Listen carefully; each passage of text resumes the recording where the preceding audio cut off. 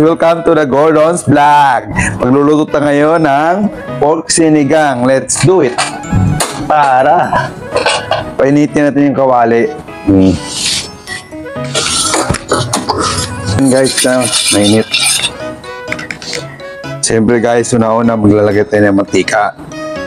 Gigisahin natin yung pork. Tama na yan. Tapos sabay guys, magigisa tayo. Unahin natin yung luya kasi para magkaroon siya ng aroma. Kaya, ang lalaki ng luya guys, oh. Pero tama lang to guys, para hindi siya, hindi makain ng mga kumakain kasi yung iba napili. Pag sobrang liit, mahalo sa karne. Okay. Sunod guys, ilagay natin yung sibuyas guys. Okay. Dandahan lang guys, baka matalsikan kayo. Mark dito. Sangkotyain lang natin ng maigi guys. Tingnan nyo, nananalsik siya. Diba? Sunod guys, lagyan natin ng kamatis. Mas masarap kasi guys kung may kamatis. Yung sinigang siya. Kasi ito yung guys na nagpapadala ng linamnam ng luto.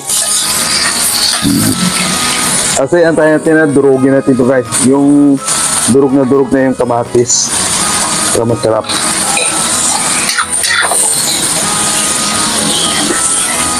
Yeah! Diba? Namumula-mula na. Nagmamantika-mantika na, no? Sarap. Sarap talaga guys pag sinigang. Tapos sabay medyo masim-asim. Guys, sabi daw nila guys, bawal daw kumanta habang nagluluto kasi guys, mababalo ka daw. Pero paano ka magiging mabalo kung wala ka namang asawa, di ba? So guys, ilagay natin yung karne ng baboy. Ito guys, siguro mga nasa 1.5 kilo to guys. Diba? Sangkutyain natin ng mabuti guys ha. Huwag natin madaliin. Kasi nandito yung sikreto sa pagsangkutya guys. Kailangan huwag siyang madaliin. Para hindi siya maging malangsa. Takpan natin guys para yan. Ganda yung pagkaano niya, luto niya.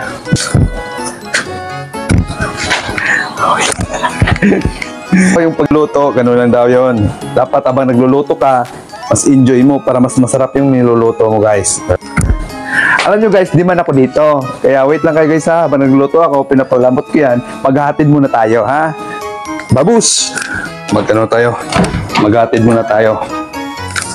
Babus muna, babus. Saglit lang to. Babus guys, mamaya na ulit. Abangan nyo yung niluluto ko guys. Habang nagpapalambot pa ako doon. Hello guys! Welcome back again. Tingnan natin yung niluluto natin. Katatapos na natin maghatid. Tara, let's go. Ito na guys, tingnan natin ha. Di ba? Wow. Sangkutyain natin guys. Halo-haloy lang. Tingnan mo guys, nagmamantika na guys. Sarap, di ba? Ngayon, titimplahan na natin siya guys. Wait ha. Guys, lagyan natin ng patis. Patis yung pang ko dito guys, pampaalat ko. Tamang patis lang guys ha. Huwag naman sobra. Diba? Mga 1.5 sandok. Tapos guys, ito yung sikreto guys. Masarap. Ito guys 2 chicken cubes guys. Kasi nga, may 1 kilo to guys eh. Tapos guys, sangkotyain natin ito ng maganda. Ayan, ganyan. Diba? Yung lasa ng chicken cubes manuot sa karne. Paborito to ng mga kasama namin dito sa bahay guys. Mapaparami sila ng kain ito. Alam mo naman dito, food is life. Di ba? Pag may food, masaya ang buhay. Guys, takpan natin guys. Guys, ito na guys. Lagyan na natin siya ng sinigang mix. Yung sinigang mix pala guys na ginagamit ko, mas masarap to kasi medyo malapot-lapot yung sabaw niya. Ito guys ito nyo guys, sinigang sa gabi. Sarap guys. Yung sabaw nito medyo malapot-lapot. Tama yung isang sinigang nito guys. Huwag naman sobrang asim. Eh, baka mamaya kumain ng ngiwi na lang. O, di ba? So, kunting halo. Nangangamoy asim, no? Oh, sarap. Ito guys, konti lang ang gulay nito. Ang gulay nito is talong lang at saka yung at saka kangkong. Sarap. Ano ba guys? Mapaparami ka ng kanin nito. Takpan natin ng konti. Yeah. Ito guys, tingnan nyo. Diba? Yung sabaw nito, malapot-lapot. Diba? Lumalapot-lapot siya. Sarap. Malapot-lapot ng sabaw, ano? Ibang mas malapot o mas masarap to. Tapos lagyan natin guys ng talong. Kasi wala naman tayo ibang gulay. Ito lang yung mga bakanting gulay natin. Tapos sabay, huwag natin i-overcook yung gulay guys kasi mas masarap siya pag medyo half-cook. Kasi malalasahan mo yung lasa ng gulay. Lalo na medyo malutong-lutong. Tapos sabay, takpan muna natin ng konti guys kasi.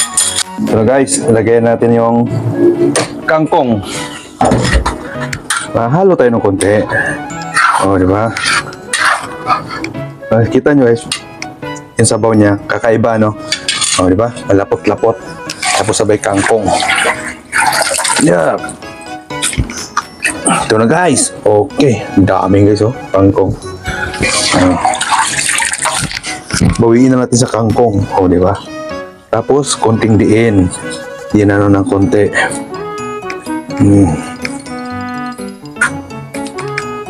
Tapos guys, takpan muna natin para yung init niya panonood sa kangkong. Okay. Guys, tingnan natin kumulo na. Diba? Yung kangkong is half cook na siya guys, diba? Nanood na yung lasa pati sa kangkong. Ito guys, half cook lang ang gulay. Okay na to, solved na to. Kasi pangit pag siya ma-overcook. Right? Sarap na. Pwede na to. Yeah. Pangit natin.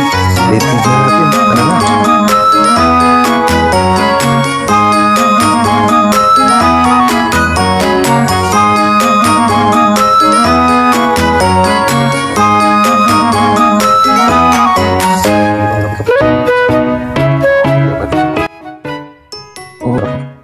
Diba?